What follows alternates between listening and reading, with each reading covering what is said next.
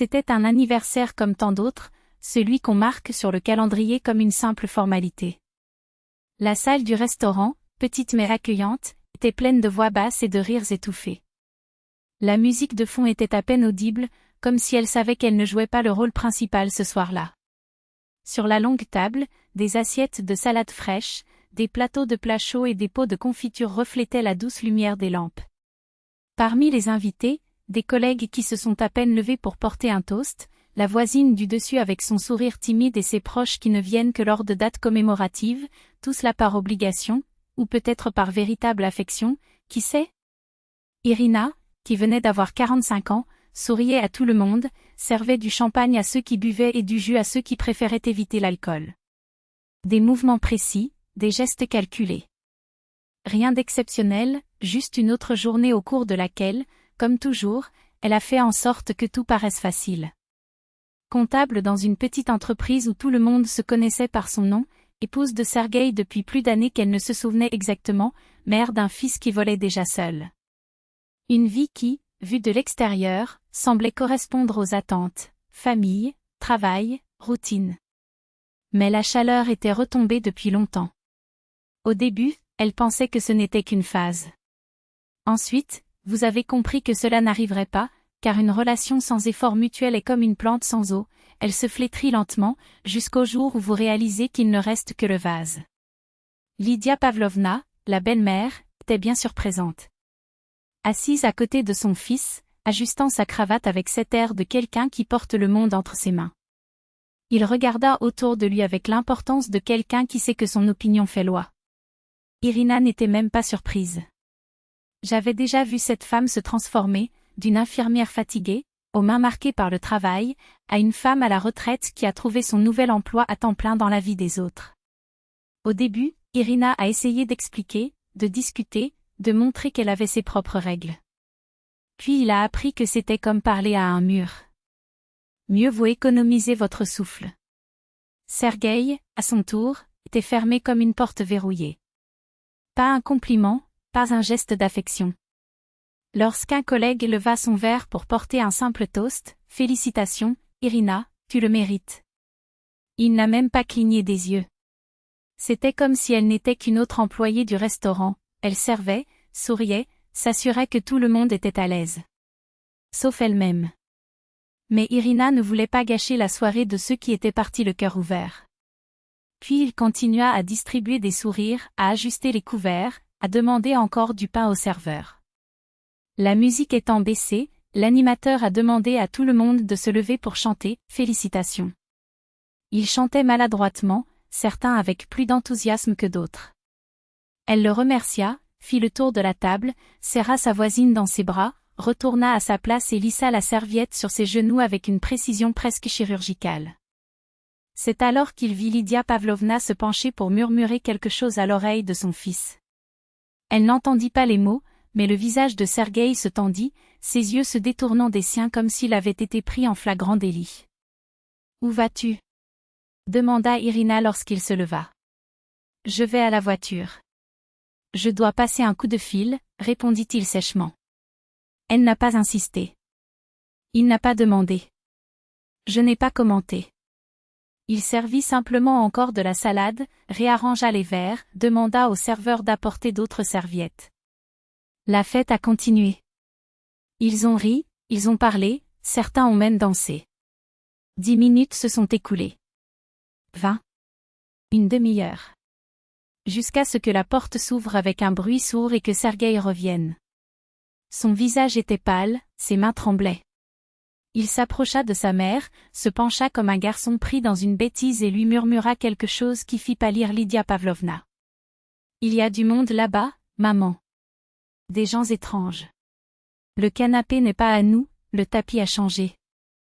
J'ai essayé de l'ouvrir avec la clé, ça n'a pas marché.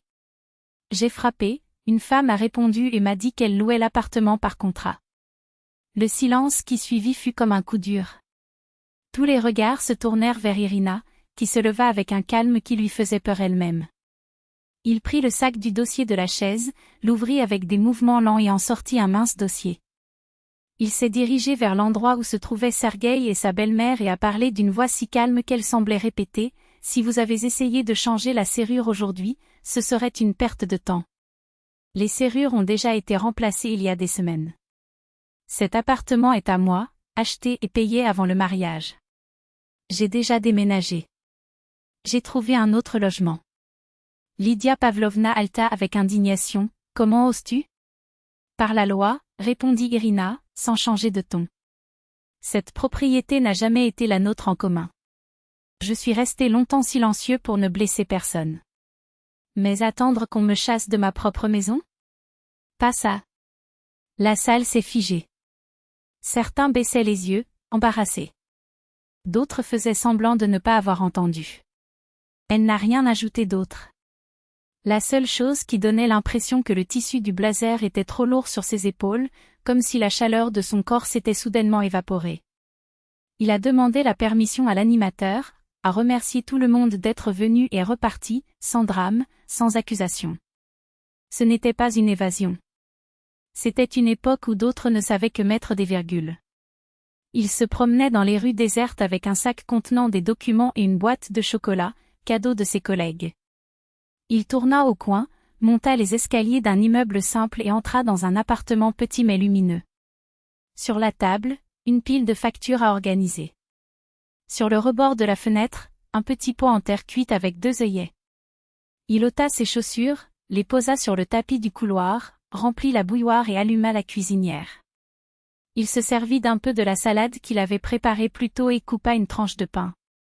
Il s'assit sur la seule chaise de la cuisine et regarda par la fenêtre. Il n'y avait pas d'euphorie. Il n'y avait aucune tristesse. Juste un nouveau calme, comme la surface d'un lac après que la pierre est coulée. Le téléphone portable clignote, message d'un collègue. Ira, comment vas-tu? Puis-je t'accompagner? Elle a répondu, merci. C'est bon. Reposez-vous. J'ai coupé le son. Cette nuit-là, je voulais juste le silence. Il s'est couché tard, mais s'est endormi rapidement, comme quelqu'un qui a finalement laissé tomber ses poids après un long voyage. Et pour la première fois depuis des mois, il se réveilla sans ce nœud au ventre. Je n'avais pas besoin de deviner l'humeur des autres, de suivre des conseils non sollicités, d'adapter ma vie aux caprices des autres. Cela pourrait simplement exister. Le bureau l'accueillit avec la même odeur de papier et de café.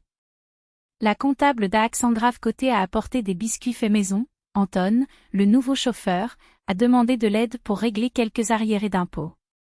Je me suis tout embrouillé dans ses déclarations, a-t-il avoué, gêné.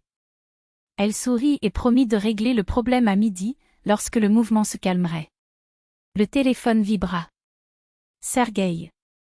Irina regarda l'écran, prit une profonde inspiration et répondit. Sa voix était rauque, où es-tu? Pourquoi est-ce important? Demanda-t-elle calmement. J'ai besoin de te parler. Tout a été si brusque. J'ai tout fait lentement, Cereza. C'est juste toi qui n'as pas compris. Un silence. Rendons-nous. J'irai où vous le direz. Elle réfléchit un instant. Demain, après le travail. À 6 heures, près du café du parc. Si tu veux amener ta mère, c'est bien. Si tu préfères venir seule aussi. Pour moi, cela ne fait aucune différence. Il n'y avait aucun scénario dans la tête d'Irina. Pas de discours répété, pas de stratégie. Juste le désir de dire la vérité nue, sans fioriture, sans excuse. Le lendemain, à 6 heures précises, Sergueï était là, seul, en train de jouer avec les papiers qu'il avait entre les mains. Ils s'assirent à table près de la fenêtre. Le serveur apporta une théière et 2 tasses. C'était ton appartement, commença-t-il, comme si cela expliquait tout. Tu aurais pu le louer sans me le dire. Et tu n'aurais pas pu aller changer la serrure, rétorqua-t-elle. Il baissa la tête. Ma mère a dit ça. Tu es un adulte, Sergueï, coupa Irina. Quand la vie est dure, c'est, ma mère l'a dit. Et toi? Qu'est-ce qui est juste à ton avis? Il se tut. Le thé grésilla doucement. Le café était chaud et douillet. Je ne veux pas être séparés, lâche-t-il soudain. Rentrons. Je change. Je vais essayer. Tu me connais. Et elle le savait. Je connaissais chaque promesse, chaque excuse, chaque cycle qui se répétait. Mais cette fois, pour la première fois, Irina ne se sentait pas obligée de croire. Pas par colère. Pas pour se venger. Tout simplement parce qu'après avoir porté si longtemps le monde sur mes épaules, j'avais appris que certaines choses ne me convenaient plus, même lorsqu'elles insistaient pour revenir. Je te connais, Sergueï. Je connais chaque courbe de votre rhétorique, chaque fois que la commodité dictait vos pas et que l'inconfort vous faisait faire appel à votre mère comme bouclier. Vous auriez pu laisser ce jeu derrière vous, mais je n'ai plus la force d'y participer. Tout est dit. Tous. Irina répondit avec un calme qui la surprit. Je ne verrouillerai pas la porte pour toujours. J'arrête juste de vivre là où il ne me voit pas comme un égal. Respect, a-t-il ajouté, avec une fermeté qui n'était pas agressive, juste définitive. Tu étais toujours silencieux, accusa-t-il, comme si le mot était un couteau. Je suis restée silencieuse parce qu'il y avait encore de l'espoir, rétorqua-t-elle. Maintenant, il n'y en a plus. Et ce n'est pas mal. C'est honnête. Ils restèrent là, dans un silence partagé, tandis que le thé refroidissait entre eux. Il n'y a pas eu de larmes, pas de cris, pas de théâtre à d'autres fins. Lorsque Sergueï se leva, sa voix trembla légèrement. Puis-je au moins appeler de temps en temps? Vous pouvez, acquiesça Irina. Mais pas la nuit. Et sans intermédiaire. Ils se sont dit au revoir sans drame. Elle quitta le café avec une légère fatigue dans les épaules, mais sans la lourdeur qu'elle avait ressentie auparavant. Sur le chemin du retour, il s'arrêta au marché, acheta du pain frais et une petite portion de beurre jaune. À la maison, elle faisait chauffer la bouilloire, allumait la lampe sur la table de nuit et sortait de son sac un mince livre acheté le même après-midi. Il s'est ouvert au hasard. Les mots étaient simples mais chaleureux. Je vais bien, pensa-t-il. Et c'était vrai. 3 jours plus tard, le téléphone sonna. La voix de Lydia Pavlovna était ferme, sans les cris attendus, « Irka. Que as-tu fait à mon fils? Ce n'est pas le même. » Je n'ai rien fait, répondit Irina. Je suis partie. Ce sont des choses différentes. Comprenez-vous au moins à quel point il souffre? Je comprends. Vous l'êtes tous les deux. Mais je ne suis pas obligée de soulager la souffrance des autres aux dépens de la mienne. Cruel, cracha la belle-mère. Tu ne m'as jamais connue, répondit Irina, calmement. Je ne voyais en moi que ce qui lui servait. Mais les gens n'existent pas pour être pratiques. Un silence. Puis, de manière inattendue, Lydia a demandé, et maintenant? Comment vas-tu vivre? Seule? Je vis déjà. Seule? Non, gratuit. Et puis, avec une honnêteté qui l'a surprise, le plus effrayant, c'est de ne pas être seule. C'est être parmi les siens et se sentir invisible. La belle-mère renifla, mais sans hostilité. Eh bien. Si tu en as besoin, viens le jour de l'anniversaire d'Ivan. Nous allons nous asseoir, nous parlerons. Merci, dit Irina. Pour la première fois, la voix de l'autre ne ressemblait pas à un ordre. Pour la première fois, elle a répondu sans résistance intérieure. Les jours suivants furent ordinaires. Travail. Marché.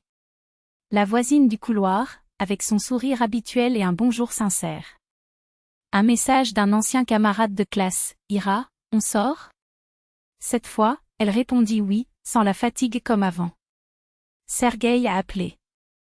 Il a posé des questions sur le travail, comme s'il ne savait pas par où commencer. 1 ou 2 fois, il essaya de se décharger de sa mère. Irina l'interrompit gentiment, « Cereza, je ne suis pas la thérapeute familiale. Si vous voulez parler, laissez-le parler de vous. De vos choix. De vos actions. » Il a été offensé. Il s'est éteint. Il revint quelques jours plus tard, plus calme, « Tu as raison. J'ai toujours placé la responsabilité sur les autres. Elle n'a pas donné de conseils. Parfois, le silence en dit plus. » Une nuit, le téléphone sonna encore, maman était malade. Hypertension artérielle. Les médecins sont venus. Es-tu avec elle? Je suis. J'ai le médicament. Si vous avez besoin de quoi que ce soit, appelez. Je ne suis pas un ennemi. Pause. Je ne suis plus la femme de chambre de la famille. Je sais, murmura-t-il. Merci. Son cœur ne s'est pas effondré. Il était prudent. Elle avait arrêté de se donner sans rien recevoir en retour. Et il a découvert, à sa grande surprise, que cela ne faisait pas mal, cela soulageait. Comme de l'air frais après une tempête. Un mois s'est écoulé. L'entreprise où travaillait Irina faisait l'objet d'une inspection. Tout le monde était tendu. Elle organisait les papiers, appelait la recette, vérifiait chaque détail. Le réalisateur apparaissait toutes les 2 heures. Irina Petrovna, vous seule pouvez nous sauver. Enregistrez la commande, a-t-elle répondu. Je viens de mettre les choses en place. L'audit a réussi. Presque aucune observation. Le réalisateur soupira de soulagement. Le soir, les filles du département lui achetaient un gâteau et lui offraient des fleurs, non pas en public, mais dans sa chambre privée. C'est juste notre travail, dit-elle, embarrassée. Non, corrigea le plus jeune. C'est parce qu'avec toi tout devient plus facile. Et ce compliment, simple et vrai, valait plus que n'importe quel bonus. Un après-midi, dans le couloir de l'immeuble, il croise son voisin et un homme qu'il n'a jamais vu, la quarantaine, des lunettes, une barbe bien soignée, une boîte de livres à la main. Bonjour, salua-t-il naturellement. Je suis le nouveau locataire au 5e étage, Alexei. Je suis venu rendre visite à Galina Stepanovna. Irina, s'est-elle présentée. Savez-vous où se trouve la laverie la plus proche? Dans le bloc suivant. Il y a de bonnes machines. Merci. Il sourit. Si vous avez besoin de quelque chose, frappez à la porte. Aussi. En montant les escaliers, Irina réalisa qu'il n'y avait ni précipitation ni effort pour l'impressionner. Juste un homme qui savait demander gentiment. Et cela en soi a rendu la journée un peu plus lumineuse. Pendant ce temps, Sergueï apprenait à vivre sans ses béquilles. J'ai brûlé de la nourriture. Il a dit non à sa mère lorsqu'elle a tenté de manipuler un retour. À 2 reprises, il a failli faire demi-tour. Il s'est présenté au travail d'Irina en disant que je vais déménager, et elle a répondu, ne bouge pas, changez-vous. Êtes-vous prêt pour cela? S'il l'était, elle l'écouterait. Sinon, il n'y avait rien à dire. Il en est parti comme un garçon après un échec. Il est revenu une semaine plus tard en disant, j'ai lavé le sol tout seul. J'ai pris rendez-vous à la clinique. J'ai payé les factures sans délai. Elle a écouté et pensé, c'est ainsi que les gens grandissent, étape par étape. Un après-midi, ils se sont rencontrés au supermarché. Sergueï tenait un sac, il avait l'air plus mince. Bonjour, dit-il. Maman m'a demandé de te donner un pot de confiture. Elle l'a fait elle-même. La pression est élevée. Irina a accepté. Dis-lui que j'apprécie. Et qu'il vaudrait mieux se débarrasser de l'habitude de donner des ordres plutôt que de la geler. Il a ri. Elle essaie. Aujourd'hui, vous m'avez demandé de faire l'épicerie au lieu de lister ce que vous devriez faire. Pour elle, c'est un exploit. C'est un début, approuva Irina. Chacun fait le sien. Ils restèrent là, dans un silence confortable. Jusqu'à ce que Sergueï murmure, Irka. Je comprends maintenant. Il ne voulait pas changer les serrures de sa maison. Je voulais fermer la porte selon mes conditions et te laisser à l'intérieur, comme un objet. Je t'ai déjà pardonné, dit-elle. Le jour où je suis partie. Si j'étais revenue avec un caillou dans le cœur, je ne serais pas partie. Et maintenant? Vous pouvez désormais revenir là où vous êtes le bienvenu. Elle sourit. Mais ne m'attends pas. Je suis occupée à vivre. Il hocha la tête. Je suis content pour toi. Ils se sont dit au revoir sans regret. Irina comprit alors que c'était la bonne fin d'une longue conversation, pas un pas de porte, mais un soin de soi, dit doucement. Le temps s'est poursuivi sans événement majeur. Mais c'est à partir de jours comme celui-ci petit, entreprise qu'une vie solide se construit. Irina s'est progressivement approprié l'espace, un tapis pas cher à l'entrée, une patère pour son sac à main, une étagère pour ses clés. Rien de pressé. Rien à crédit. La nuit, Il lisait. Parfois, j'allais avec mon voisin assister à des représentations au centre culturel des chansons familières, des gens applaudissant ensemble. J'ai aimé ces moments. Avec Alexei, ils se sont croisés sporadiquement, mais toujours avec un sourire chaleureux. Un jour, il lui a offert un reste de lampe, peut-être qu'elle vous sera utile. La lumière est douce. C'est une lumière douce qui manquait, elle l'a acceptée. Et c'était vrai. Sergueï, à son tour, y prêtait moins attention, mais les conversations étaient plus équilibrées. Il a dit qu'il avait appris à préparer 3 plats simples et qu'il regardait désormais les gens dans les yeux. Un jour, il a avoué, « J'ai démissionné de la station-service. Je ne supportais plus l'odeur de l'huile, la routine qui l'avalait. » Et maintenant, a-t-elle demandé. Maintenant. Il prit une profonde inspiration. Je pense que je vais essayer autre chose. Quelque chose qui ne me fait pas détester les matins. Irina sourit. C'est un plan. Et pour la première fois depuis des années, ce n'était pas elle qui portait le poids des autres. Elle n'était qu'une femme, en paix avec ses choix, découvrant que la légèreté n'était pas l'absence d'amour, c'était finalement l'amour d'elle-même. Il a trouvé du travail dans un atelier enregistré, avec un salaire équitable et à temps. Maintenant, je sais pourquoi je suis payé, dit-il, et il y avait une légère fierté dans sa voix, du genre qui n'a pas besoin d'applaudissements. C'est bien, répondit Irina. Ceux qui comprennent cela vivent plus léger. Il hocha la tête, j'essaie. Pas par n'importe qui. Pour moi. C'est ainsi, a-t-elle confirmé, et pour la première fois, elle a remarqué à quel point son honnêteté ne faisait plus mal, cela confirmait seulement que certaines blessures guérissaient lorsque nous arrêtions de les gratter. C'est Lydia Pavlovna qui a appelé. Irina, j'ai dit sans détour, si tu veux, viens prendre le thé. J'ai besoin de parler. Irina hésita un instant, mais accepta. Il est arrivé les mains vides, sans le poids des protocoles d'avant. À table, il n'y avait plus cette glace piquante. La belle-mère avait l'air fatiguée mais sereine, comme quelqu'un qui aurait enfin lâché un fardeau qu'elle ne devait pas porter. J'ai beaucoup réfléchi, a commencé Lydia, j'ai toujours voulu le meilleur, mais j'ai ressorti comme toujours, j'avais tort. J'ai tenu mon fils par le coup de peur de le perdre.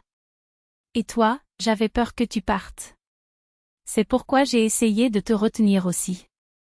Pas par colère. Par peur. Irina remuait lentement la cuillère dans son thé. La peur rend les gens lourds.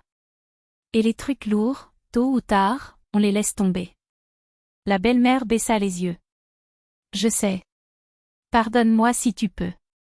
Pas maintenant, mais un jour. Je ne suis plus en colère, répondit Irina. Il y a longtemps. Mais vivre ensemble ne marchera pas. Chacun est mieux dans son coin. Lydia n'a pas contesté. Je ne demande pas ça. Je ne veux tout simplement pas que nous soyons ennemis. Nous n'y sommes jamais allés, a déclaré Irina. Nous étions des étrangers. Maintenant, c'est tout, des connaissances. Ils buvaient du thé en silence, puis parlaient des médicaments, des prix au marché, du voisin qui avait trébuché sur le trottoir. Avant qu'Irina ne se lève, Lydia murmura, « Si jamais tu as besoin d'aide, n'hésite pas. Je sais comment prendre soin. J'ai déjà fait ma part. » Merci, répondit-elle. J'espère que je n'en ai pas besoin. Mais merci. Quelques jours plus tard, Irina trouva Sergio à la porte de l'immeuble, tenant un bouquet de petites pâquerettes. Ne pas revenir en arrière, a-t-il immédiatement prévenu. C'est juste, merci. Pour m'avoir remis sur pied. Pas à genoux, debout. Elle a accepté les fleurs sans cérémonie. Merci de l'avoir dit. Il se gratta l'arrière de la tête, embarrassé. J'ai rencontré une femme. Rien de grave pour l'instant. C'est juste, c'est calme autour d'elle. Maintenant, je comprends à quel point c'est important. C'est vrai, a accepté Irina. Tenez ça. Ne vous lancez pas la tête la première. Faites les choses lentement. Il hocha la tête et pendant un moment ils parlèrent de choses sans importance, le bus en retard, le temps qui devenait chaud. Lorsqu'ils se dirent au revoir, il n'y eut ni regard ni mots étouffés. Irina comprit alors qu'il est possible de garder quelqu'un dans sa mémoire sans nostalgie douloureuse, à condition de ne pas tenter de ressusciter quelqu'un qui est déjà mort. Ce soir-là, elle disposa les marguerites dans un verre d'eau, prépara du thé et s'assit à table avec un livre ouvert. La lumière de la fenêtre apportait des échos de la rue, des rires sourds, des pas précipités, un enfant conduit par la main. Elle n'était pas pressée. J'ai eu le temps. Il avait une maison petite, mais la sienne. Il se souvint du restaurant, de la voix de Slava qui lui murmurait de changer la serrure et sourit. Parce que maintenant je le savais, le plus fort n'est pas le fer à repasser sur la porte. Le plus résistant est ce qui ne se dit pas sans culpabilité, où l'on attend de vous que vous gardiez le silence. Et le oui n'est donné que lorsque le choix vous appartient. Il se releva et posa son front contre la vitre froide de la fenêtre. Le chat du voisin l'observait depuis le rebord de la fenêtre d'en face, inconscient du monde. Rien n'était parfait. Mais tout était en place. Irina retourna au thé, maintenant tiède, et but la dernière gorgée. Demain serait un jour normal, je me réveillerai, je travaillerai, je reviendrai, je cuisinerai quelque chose de simple, j'appellerai ma mère et je parlerai de la météo. Et ce serait une belle vie. Pas de héros, pas de drame. Juste celui qu'elle a choisi et cela a commencé au moment où, au lieu de crier, ça m'a aussi fait mal, elle s'est levée, a mis ses chaussures et est partie. À l'extérieur du restaurant, il n'y avait pas d'obscurité. Il y avait de l'air. Et après tout, l'air est tout ce dont vous avez besoin pour respirer.